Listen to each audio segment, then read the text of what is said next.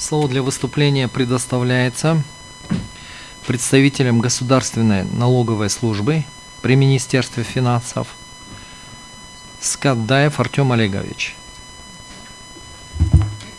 Уважаемая судебная коллегия, уважаемые участники судебного заседания, позицию Государственной налоговой службы хотелось бы начать со следующего.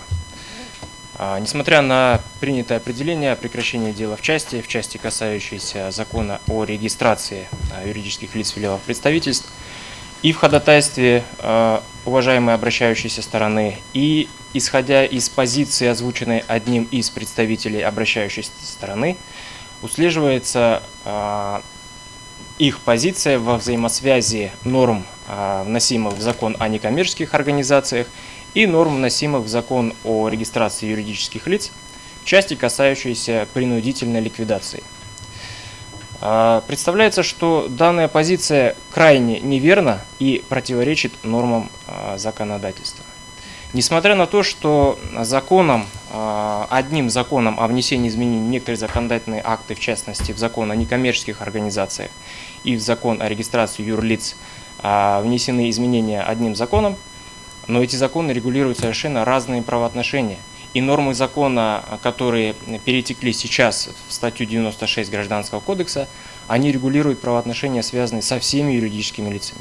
То есть органы налоговой службы вправе подавать заявление на ликвидацию юридических лиц, подчеркну, юридических лиц, вне зависимости от их организационно-правовой формы и вне зависимости от того, принадлежат ли они к хозяйствующим юридическим лицам или нет.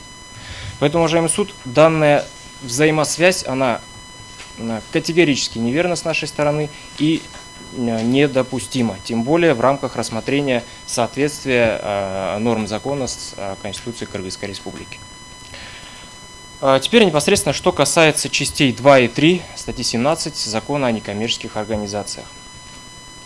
Уважаемой обращающейся стороной, ее представителями, отмечено, что якобы данные нормы, они противоречат статье, в первую очередь, статье 36 Конституции Кыргызской Республики, которая предусматривает право на свободу объединения. Государственная налоговая служба считает, что норма статьи 36 Конституции, она может быть нарушена тогда и только тогда, когда со стороны кого-либо, включая органы государственной власти, осуществляется действие или бездействие, попирающее право к свободе объединения. Ведь что такое свобода объединения? Это право граждан объединиться, у которых имеется определенная цель. И цель это едина. Но нормы статьи, в частности статьи 17 закона о некоммерческих организациях, они регулируют уже функционирование, уже функционирующие некоммерческие организации. То есть они уже созданы, в том числе и на основании принципов, изложенных в статье 36 Конституции, и функционируют. В этой связи, уважаемый суд, мы также считаем, что нормы частей 2 и 3 статьи 17 закона, они ни в коем образом не могут противоречить статье 36. Уважаемый председатель, вы справедливо задали вопрос, с содержанием которого сложно не согласиться. Во-первых, стоит дифференцировать те сведения, которые обязывает предоставить закон о некоммерческих организациях и налоговая отчетность. Налоговая отчетность, она предусмотрена налоговым кодексом. И вообще все правоотношения, вытекающие, связанные с налогами, они вытекают из норм налогового кодекса. Закон предусматривает необходимость сдачи сводной информации. Это совершенно разные документы. Касаемо содержания. В налоговом законодательстве есть такое понятие, если мы берем налог на прибыль, это совокупный годовой доход, в который включаются все виды доходов всех юридических лиц, полученных ими при осуществлении деятельности. То есть в отчетности, которую сдают и коммерческие организации, включаются сведения по совокупному годовому доходу, а также сведения, связанные с вычетами по совокупному годовому доходу, неважно, будь то налог на прибыль, подоходный налог, будь то налог на добавленную стоимость. Везде содержатся сведения о всей деятельности, которую осуществляют все юридические лица. Также следует учитывать, что если мы, допустим, берем налог на добавленную стоимость, помимо отчетности прибавляются и еще электронные счета фактуры, в которых указывается абсолютно все, начиная от ИНН организации контрагента, завершая теми услугами, товарами и работами, которые поставляются в адрес юридического лица. Далее, что касается вопроса, связанного с тем, что сведения, предусмотренные частью 2 статьи 17, не могут относиться к коммерческой тайне. Здесь, на наш взгляд, следует обратиться и к нормам гражданского законодательства, и закона о некоммерческих организациях. С вашего позволения я процитирую. Согласно закону о некоммерческих организациях, некоммерческие организации имеют право заниматься хозяйственной деятельностью. Это бесспорно, безусловно, эта норма есть. Но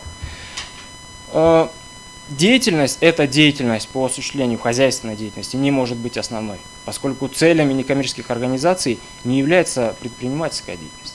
Она является так называемой сопутствующей деятельностью, которая действительно может осуществляться. Но согласно статье 1 закона о коммерческой тайне, под коммерческой тайной понимаются не являющиеся государственной тайной сведения, связанные с производством, технологией, управлением финансовой и другой деятельностью хозяйствующего субъекта, разглашение которых может нанести ущерб его интересам. Сведения, составляющие коммерческую тайну, являются собственностью субъекта предпринимательства, либо находятся в его владении, пользовании, распоряжении, в пределах, установленных им в соответствии с законодательством. А в соответствии со статьей 4 этого же закона к субъектам коммерческой тайны относятся физические и юридические лица Кыргызской Республики, а также других государств, занимающихся предпринимательской деятельностью на территории Кыргызской Республики. Таким образом, законодательство, в частности, вот эти акты, о которых я озвучил, они коммерческую тайну относят к ведению хозяйствующих субъектов. Повторюсь, некоммерческая организация таковой признана быть не может.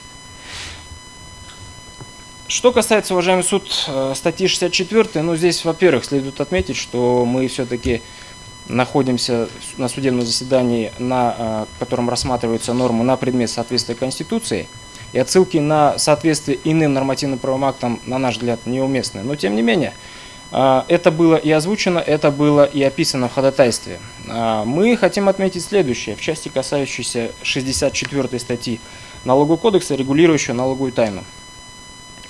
64 статья, как и все нормы, предусмотренные Налоговым кодексом, они регулируют налоговые правоотношения. То есть правоотношения, вытекающие из правовых отношений между органами налоговой службы и налогоплательщиками.